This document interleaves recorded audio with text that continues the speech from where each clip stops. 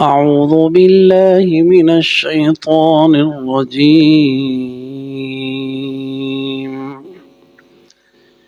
بسم الله الرحمن الرحيم. ألم تر كيف فعل ربك بأصحاب الفيل ألم يجعل كيده في تضليل وأرسل عليهم طيرا أبابيل ترميهم بحجارة من سجيل فجعلهم كعصف مأكول. صدق اللہ العظیم. الفیل ہاتھی کو کہتے ہیں.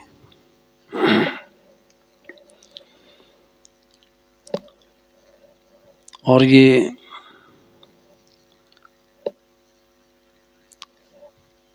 واقعہ جو رونما ہوا اس کی طرف قرآن بہت ہی اختصار کے ساتھ اشارہ کرتا ہے،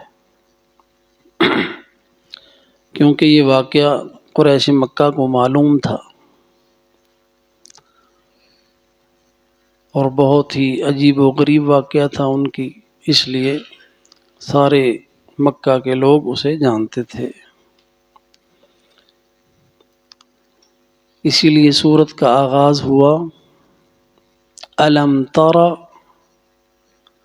کیف فعل ربک باصحاب الفیل. الم تر، کیا نہیں دیکھا آپ نے، کیف فعل ربک، کیا کیا تیرے رب نے، باصحاب الفیل، ہاتھی والوں کے ساتھ. الم یجعل کیدہم فی تضلیل، کیا نہیں بنا دی ان کی چال، فی تضلیل، ناکام. وارسل علیہم طیرا ابابیل، اور بھیجے ان پر پرندے جھنڈ کے جھنڈ. ترمیہم بحجارۃ من سجیل، جو مارتے تھے انہیں کنکریوں کے ساتھ کھنگروں میں سے.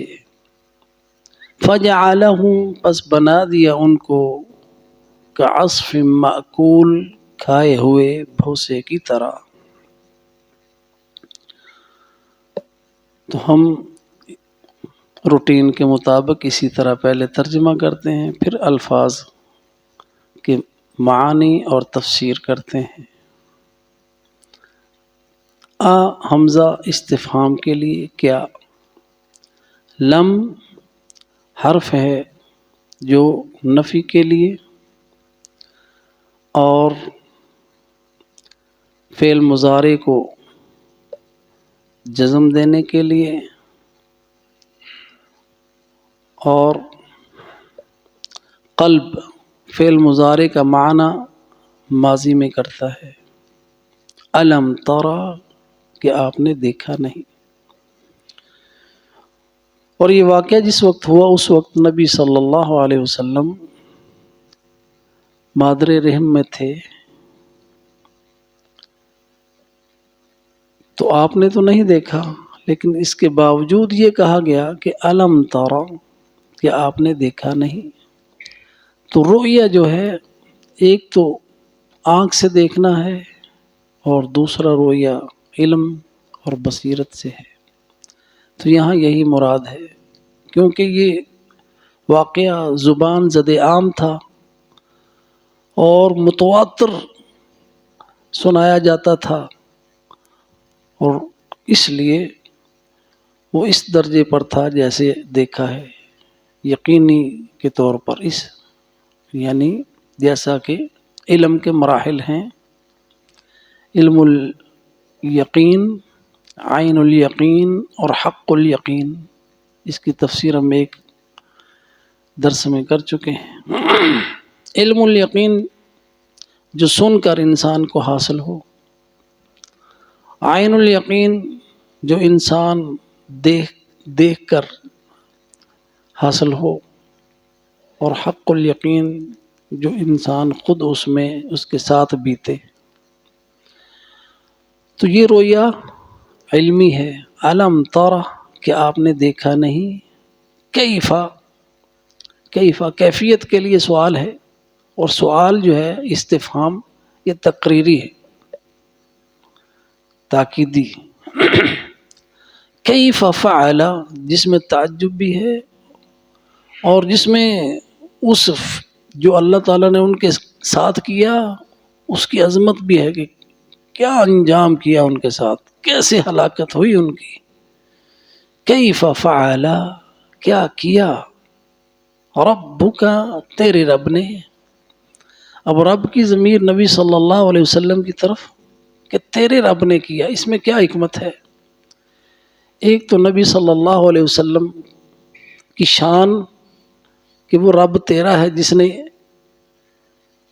ابرہا اور اس کے ہاتھیوں کے ساتھ یہ کیا، ابرہا کے ساتھ کیا۔ بھی اصحاب الفیل میں جو ایک بات ہے کہ ہاتھیوں کے ساتھ نہیں ہوا، ان کے اصحاب کے ساتھ ہوا، بے اصحاب الفیل۔ تو رب کا کے اندر کیا کیا رموز ہیں؟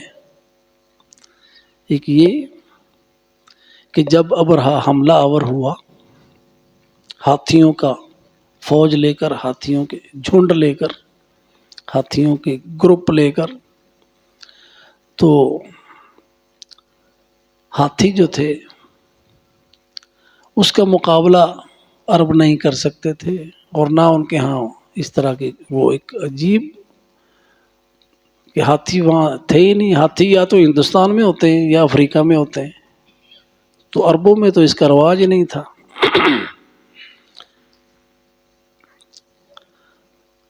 تو اس لیے اس کا مقابلہ نہیں کر سکتے تھے، اس لیے وہ سب کو جتنے عرب راستے میں آئے یمن سے آتے ہوئے سب کو شکست دیتا ہوا یہاں تک پہنچ گیا، مکہ تک، جہاں پہ مشاعر ہیں، وادی محصر۔ اگر آپ عرفات سے واپس آئیں مینا کی طرف تو راستے میں پڑتی ہے، وہاں سے تیزی سے چلنے کا حکم ہے، کیونکہ وہاں پہ عذاب آیا تھا۔ تو اس ابرہہ کے فوجی جو تھے انہوں نے عبد المطلب کے 200 اونٹ گھیر کر لے گئے۔ اب عبد المطلب آئے ان کے پاس یا ابرہہ کے پاس۔ ابرہہ چھوٹے سے قد کا بندہ تھا بڑا ذہین اور چالاک تھا، اور عبد المطلب جو تھے بڑے قداور اور جوان اور مضبوط کاٹھی کے بندے تھے۔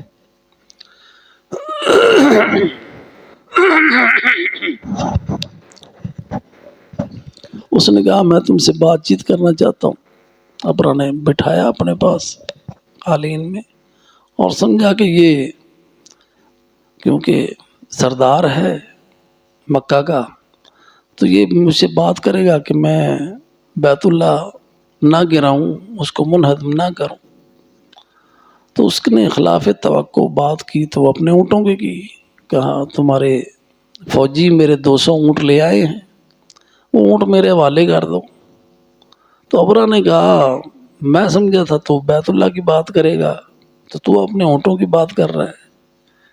کیا اونٹ میرے ہیں، میں رب الاول ہوں، وہ معاملہ میرے ساتھ ہے، اونٹ میرے حوالے کر دو۔ وہ گھر جس کو تم مسمار کرنے آئے ہو اس کا رب ہے، وہ جانے دو، اس کا گھر جانے۔ تو جو اس کا رب ہے وہ اس کا دفاع کر لے گا۔ ابرہہ نے عبد المطلب کے اونٹ واپس کرنے کا حکم دیا، اور یہ اپنے اونٹ ہاں کر لے آئے اور ان کو اللہ کی راہ میں وقف کر دیا۔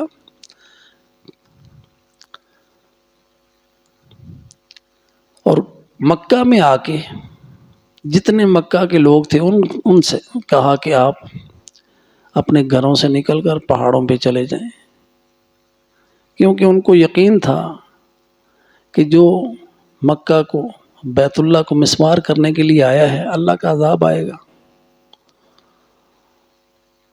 اور اس نے اونٹ جو وقف کر دیے تھے کہ یہ اللہ کے لیے وقف ہیں قربانی کے لیے، خیر، اور سارے لوگ پہاڑوں پہ چلے گئے۔ وہاں انہوں نے جانے سے پہلے حضرت عبد المطلب تھے، انہوں نے بیت اللہ کے پاس دعا کی، اللہ سبحانہ و تعالیٰ سے دعا کی کہ ان کو تباہ و برباد کر دے، ملتزم کے پاس کھڑے ہو کے۔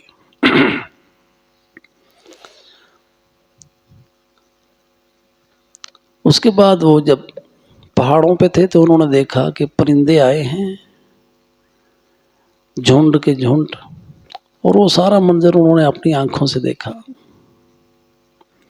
کہ وہ ہر پرندے کے پاس 3 کینکر ہیں، 2 اس کے پنجوں میں ہیں، ایک پنجے میں اور ایک چونچ میں، چھوٹے چھوٹے کینکر، اور وہ پھینکتے ہیں اور جس کو لگتا ہے وہ ہلاک ہو جاتا ہے۔ تو یہاں پہ فعل ربک کے اندر یہ بات ہے کہ ان کو جو ہلاک کیا اے محمد صلی اللہ علیہ وسلم تیرے رب نے کیا، ان کو حبل نے نہیں کیا، ان کے عزا نے نہیں کیا، ان کے بتوں نے ان کو ہلاک نہیں کیا۔ تو اس لیے جو تیرا رب بیت اللہ کے دفاع میں اس نے جو کچھ ابرہہ کے ساتھ کیا وہ تیرا دفاع بھی کرے گا۔ اس میں نبی صلی اللہ علیہ وسلم کے لیے تسلی بھی ہے، اور قیامت تک کے لیے قرآن ہے نا، اس میں مومنوں کے لیے بھی تسلی ہے کہ دین اللہ کا ہے، اسلام اللہ کا دین ہے، اللہ اپنے دین کی حفاظت کرے گا، قرآن اللہ کا ہے، قرآن اللہ اس کا محافظ ہے۔ اس لیے جو بھی طاقت اور جو بھی متکبر حکمران جتنی بھی طاقت لے آئے، اگر وہ حملہ آور ہوگا تو اللہ اس کو ایسا ہی انجام ہوگا جیسے ابرہہ کا ہوا تھا، وہ تیرے رب نے کیا۔ تو اس میں قریش کے لیے وارننگ بھی تھی کہ اگر تم اس کی مخالفت کر رہے ہو نا تو ہاتھی والوں کو اس کے رب نے مارا تھا، تمہارے ساتھ بھی وہی ہوگا۔ الم تر کیف فعل ربک باصحاب الفیل، ہاتھی والوں کے ساتھ۔ اور اصحاب الفیل کے اندر ایک اور نقطہ ہے، وہ یہ کہ جو اصحاب ہوتے ہیں نا وہ اپنے سے اعلیٰ کے ہوتے ہیں نہ کہ ادنا کے۔ تو ادھر ان کی نسبت فیل کے ساتھ کی جو جانور ہیں۔ آپ دیکھیں اگر اصحاب الرسول تو رسول صلی اللہ علیہ وسلم اعلیٰ ہیں، عرفہ ہیں، اور اس کے ساتھی، تو جو صاحب کا لفظ آتا ہے نا وہ اس کے ساتھ آتا ہے، اس کی اضافت اس کی طرف ہوتی ہے جو اس سے رتبے میں زیادہ ہوتا ہے۔ تو اس میں اصحاب الفیل کی تذلیل ہے کہ ہاتھی ان سے اچھے تھے، وہ اس سے ادنا تھے، باصحاب الفیل۔ اور یہ وہی بات ہے جو اللہ سبحانہ و تعالیٰ فرماتے ہیں اولئک کالانعام بل هم اضل، یہ لوگ جو کافر ہیں یہ جانوروں کی طرح ہیں بلکہ ان سے بھی گئے گزرے ہیں، ان سے بھی کمتر ہیں۔ الم تر کیف فعل ربک باصحاب الفیل الم یجعل کیدہم فی تضلیل، کیا نہیں بنا دی ان کی تدبیر ناکام؟ یہ بھی تاکید کے لیے ہے، یقیناً ناکام بنائی۔ اللہ سبحانہ و تعالیٰ نے ان کی جو چال تھی وہ بیت اللہ کو تباہ کرنے کی تھی، اللہ تعالیٰ نے ان کو تباہ کر دیا۔ ان کو گرانے کی تھی، اللہ تعالیٰ نے ان کو گرا دیا۔ اور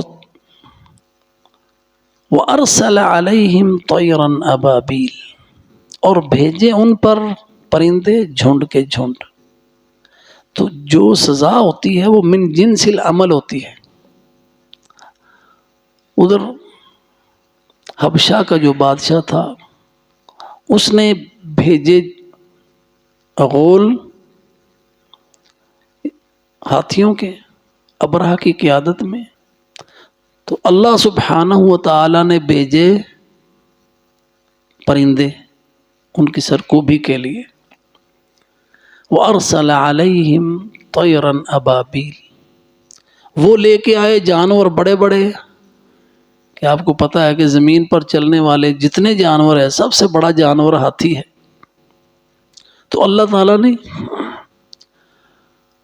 سب سے چھوٹی مخلوق جو تھی، چھوٹے چھوٹے پرندے، اور وہ عرب میں تھے بھی نہیں، آئے بھی سمندروں کی طرف سے، اور دیکھا قریش مکہ نے کہ جھنڈ کے جھنڈ آ رہے ہیں، جیسے آسمان کے بدلی آ رہی ہو، اس طرح وہ آئے پرندے. وہ ارسلہ، بھیجے ہوئے تھے، وہ اللہ نے بھیجے تھے. وہ ارسل علیہم، اللہ سے اوپر سے آئے. وہ اللہ جو حرف جار ہے اس کے اندر علو پایا جاتا ہے، فوق. تو یہ پہلا فضائی حملہ جو ہاتھی والوں پر ہوا. وَأَرْسَلَ عَلَيْهِمْ طَيْرًا أَبَابِيلَ. ابابیل کا معنی بعض اوقات کہتے ہیں کہ وہ شاید وہ پرندے کا نام ہے. عربی میں ابابیل جھنڈ کو کہتے ہیں، بہت بڑی تعداد جھنڈ کی صورت میں جو اڑتی ہے وہ ابابیل ہے. طَيْرًا أَبَابِيلَ تَرْمِيهِمْ بِحِجَارَةٍ مِّن سِجِّيلٍ. ترمیہم، جو مارتی تھی ان کو. ہم جو ضمیر ہے وہ عقلاء کے لیے ہے، عاقل انسان ہے، حیوان نہیں. تو ترمیہم، مارتی تھی ان کو. کن کو؟ اصحاب الفیل کو.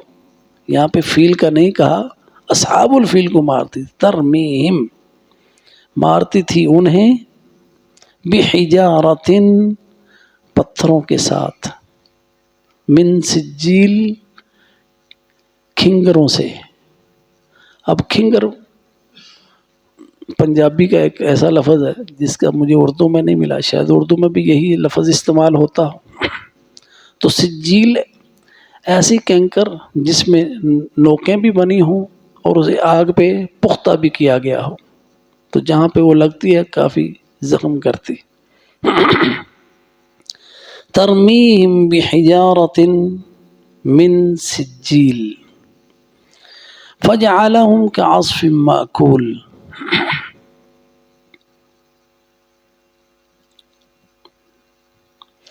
تو وہ جو حجارہ تھے وہ چھوٹے چھوٹے چنے کے دانے کے برابر یا مسور کے دانے کے برابر وہ کینکر تھے. اور عموماً اتنا چھوٹا سا پتھر کوئی نقصان نہیں دیتا، لیکن یہ اللہ کی قدرت کا اظہار تھا کہ وہ چھوٹے سا پتھر ان کو جب لگتا تو وہ ایسے ہو گئے جس کی مثال اللہ تعالیٰ نے دی. فَجَعَلَهُمْ كَعَصْفٍ مَأْكُولٍ، بس بنا دیا ان کو کھائے ہوئے بھوسے کی طرح. اب اس میں بھی ان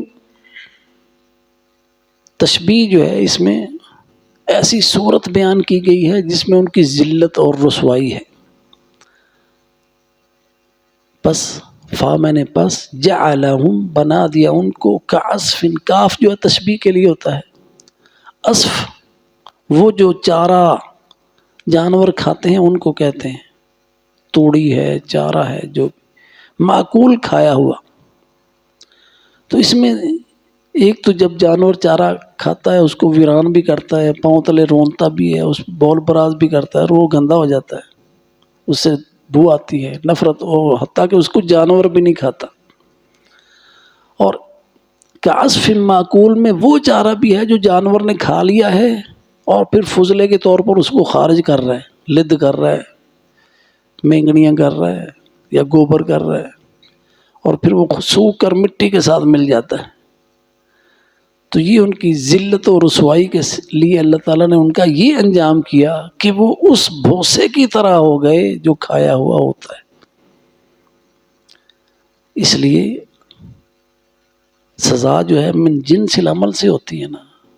ابرہہ آیا تھا تکبر کے ساتھ، غرور کے ساتھ، اور اللہ سبحانہ و تعالیٰ نے اس کو اس طرح ذلیل کیا کہ وہ کعصف معقول کی طرح ہو گیا، کھائے ہوئے بھوسے کی طرح۔ تو اس میں عبرت بھی ہے کہ وہ رب جس نے اصحاب الفیل کے ساتھ ایسے کیا، جو تکبر اور غرور سے بیت اللہ کو گرانے کے لیے آئے تھے، تو اس میں یہ اس سال ہوا جب نبی صلی اللہ علیہ وسلم پیدا ہوئے، عام الفیل، اور یہ قرآن کی حفاظت کے لیے پہلے سے انتظامات تھے۔ انہی میں سے ایک انتظام یہ تھا بیت اللہ کی حفاظت، اسی میں انتظام تھا آسمانوں کی حفاظت، کہ جب جن جاتے تھے سننے کے لیے تو ان کو آگے سے کینکر پڑتے تھے۔ تو یہ تمہید تھی قرآن کے نزول کے لیے حفاظت کی۔ فَأَرْسَلَ عَلَيْهِمْ طَيْرًا أَبَابِيلَ تَرْمِيهِمْ بِحِجَارَةٍ مِّن سِجِّيلٍ۔ اب رمی جو ہے اس میں ایک اشارہ یہ بھی ہے کہ رمی ٹارگٹ کے اوپر ہوتی ہے۔ رمی تو ہدف بنا کے، ٹارگٹ لے کے، نشانہ لے کے مارتے تھے۔ ترمیہم بحجارۃ من سجیل۔ تو اس میں مسلمانوں کے لیے قیامت تک کے لیے یہ تسلی بھی ہے کہ اللہ سبحانہ و تعالی ہر چیز پر قادر ہے۔ وہ چاہے تو ہاتھی والوں کو، چھوٹے چھوٹے جانوروں سے مروا دے۔ اس لیے جتنے بھی متکبر ہوئے ہیں ان کی موت میں عبرت ہے، وہ نمرود ہو، وہ فرعون ہو، وہ حامان ہو، وہ قارون ہو، یا وہ ابرا ہو، کیونکہ یہ کریکٹر ہیں۔ ہر زمانے میں اس طرح کے کردار کے لوگ ہوں گے، اور جس کا جو کردار ہے اللہ تعالیٰ کی سنت ہے اس کو وہی سزا ملنی ہے۔ ہر متکبر کو اللہ تعالیٰ نے ذلیل کیا، آج بھی جو دنیا میں متکبر ہے اللہ تعالیٰ اس کو ذلیل کرے گا۔ اور اسی صورت سے ہم اگر آج کی صورتحال سے موازنہ کریں جو غزہ میں جاری ہے، تو ہمیں اس میں وہی کردار نظر آئیں گے کہ ابرہا کا جو لشکر تھا نا، وہ بھیجا تھا کس نے؟ حبشہ کے بادشاہ نے۔ ابرہا اس کا گورنر تھا۔ اسی طرح اسرائیل جو ہے وہ اکیلا نہیں ہے، اس کے پیچھے کون ہے؟ امریکہ ہے، برطانیہ ہے، انہوں نے بھیجا ہوا ہے۔ اور جس طرح ابرہا حبشہ کا وہ بادشاہ سپر پاور بنا ہوا تھا، اس وقت کوئی قبیلہ اس کے سامنے ٹھہرتا نہیں تھا، اسی طرح امریکہ کے سامنے کوئی بھی آنے کے لیے تیار نہیں ہے، کوئی بھی اس کا مقابلہ نہیں کرنے کے لیے کھل کے سامنے نہیں آتا، سب ڈر رہے ہیں۔ یہی صورتحال اس وقت تھی۔ ابرہا کا لشکر ہاتھیوں والا تھا، کوئی بھی قبیلہ اس کے مقابلے میں آتا تو وہ شکست کھا جاتا اور اس کا مقابلہ نہیں کرتا تھا۔ تو پھر اللہ کی مدد آئی، اللہ سبحانہ و تعالیٰ نے پرندے بھیجے اور ان پرندوں سے ان ہاتھی والوں کو مروایا اور ہاتھیوں کو مروایا۔ بڑے بڑے جانور، بڑا بڑا لشکر اللہ نے تباہ و برباد کر دیا۔ آج بھی اگر دیکھیں تو جو غزہ کے مسلمان ہیں کیا ہے ان کے پاس؟ وہ وہی مثال ہے جیسے ابابیلوں سے اللہ تعالیٰ نے ہاتھیوں کو مروایا، ہاتھی والوں کو مروایا ہے، اسی طرح اللہ سبحانہ و تعالیٰ اہل غزہ سے انشاءاللہ امریکہ کو مروائے گا اور مروا رہا ہے۔ وہ جو بندوقی ان کی ہے، جو ٹینک کو مارتے ہیں ٹینک تباہ ہو جاتا ہے، اربوں کا ٹینک ہے اور وہ معمولی سے ان کا گولا ہے جس سے وہ تباہ ہو رہا ہے۔ تو وہ وہی مثال ہے، جس طرح کینکر سے وہ بھوسا بن جاتے تھے، اسی طرح ان کے اس چھوٹے سے گولے سے ان کا ٹینک جو ہے وہ آگ کا شعلہ بن کر راکھ ہو جاتا ہے۔ تو یہ اللہ تعالیٰ کی نشانیاں ہیں جو اللہ تعالیٰ دکھا رہا ہے۔ اللہ سبحانہ و تعالیٰ سے ہم دعا بھی کرتے ہیں، اور یہ اللہ تعالیٰ کی نصرت ہے جو اہل غزہ کو حاصل ہوئی ہے ان کے ثبات کی وجہ سے۔ اور ہم پوری امت اسلامیہ جو ہے نا اس کے اندر انہوں نے روح پھونک دی ہے جہاد کی، ایسی ثبات کی مثالیں پیدا کر دی ہیں، جرت کی مثالیں. اب جرت، بسالت، یہ سارے لفظ ان کے سامنے چھوٹے لگ رہے ہیں. ان کی جرت اور ان کی جو بسالت ہے، ان کا جو ثابت قدمی ہے، ان الفاظ سے کہیں اوپر ہے. وہ اس لیے ہے کہ وہ اس یقین پر ہیں وَمَا رَمَيْتَ إِذْ رَمَيْتَ وَلَكِنَّ اللَّهَ رَمَى. اور یہ آیت پڑھتے ہوئے وہ فائر کرتے ہیں، اور جب وہ نکلتے ہیں اپنے دشمن پر حملہ آور ہونے کے لیے اوپن نکلتے ہیں، اور یہ پڑھتے ہوئے نکلتے ہیں وَجَعَلْنَا مِن بَيْنِ أَيْدِيهِمْ سَدًّا وَمِن خَلْفِهِمْ سَدًّا فَأَغْشَيْنَاهُمْ فَهُمْ لَا يُبْصِرُونَ. اور پوری دنیا حیرت سے انگلیاں منہ میں دبائے ان کو دیکھ رہی ہے کہ یہ ٹینک کا سامنا کرنے جا رہا ہے پیدل آدمی، اور پھر کامیابی کے ساتھ اس کے ساتھ بم نصب کر کے واپس بھی آ جاتا ہے اور ٹینک کو تباہ و برباد کرتا ہے. ایسا تو ان کی کسی عسکری اکیڈمی میں انہوں نے ایسا سبق پڑھا ہی نہیں. یہ کدھر سے پڑھ کے آئے ہیں؟ یہ ہے ایمان ہے. جب انسان اللہ پر ایمان لاتا ہے تو اللہ راستے دکھاتا ہے اپنے بندوں کو، اور یہ اس وقت ہی ممکن ہوتا ہے جب انسان کو یہ یقین ہو کہ اس دنیا سے بہتر میری آخرت کی زندگی ہے. اللہ کی بات پہ یقین آتا ہے. بل تؤثرون الحیات الدنیا والآخرۃ خیر وابقی. ان کو یقین ہے کہ آخرت کی زندگی اس زندگی سے بہتر ہے. اور اللہ سبحانہ و تعالی ہنستا ہے ایسے شخص پر جو جنگ میں اگلی صفوں پہ لڑائی کرتا ہے اور اس یقین کے ساتھ کہ اللہ کے ہاں اس کا بڑا رتبہ اور مقام ہے. انشاءاللہ وہ شہداء ہیں. اللہ تعالیٰ ان کی شہادتوں کو قبول فرمائے اور ان کو اپنی نصرت سے نوازے، اور وہ فتح اللہ تعالیٰ نصیب فرمائے. اور ان کی فتح پورے اسلام کی فتح ہے، پورے مسلمانوں کی فتح ہے. اور انشاءاللہ اسلام غالب ہے، غالب رہے گا، غالب ہو کر رہے گا. اور عزت صرف مومنوں کی ہے. الا ان العزت للہ جمیعا. اللہ تعالیٰ وہ ہمیں عزت دکھائے بھی. آمین. وآخر دعوانا ان الحمد للہ رب العالمین.